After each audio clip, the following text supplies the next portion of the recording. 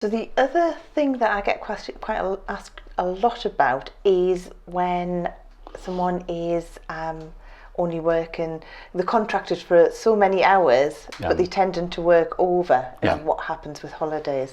What should someone be doing? Right, okay. What should someone be doing?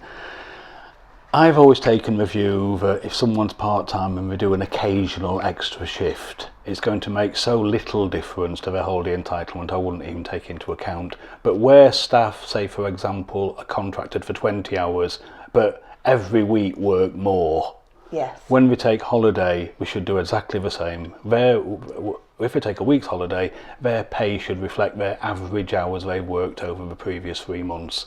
Because then they're getting the wage they would have received had they been at work. Should someone's contract be changed if they're doing, say if they're working, the contract says 20 hours and they're consistently working 40 hours? Yeah. Does the contract need changing, or would it just, can it revert back to 20 hours safely and it just stays like that? I think there's two situations. It's a good question.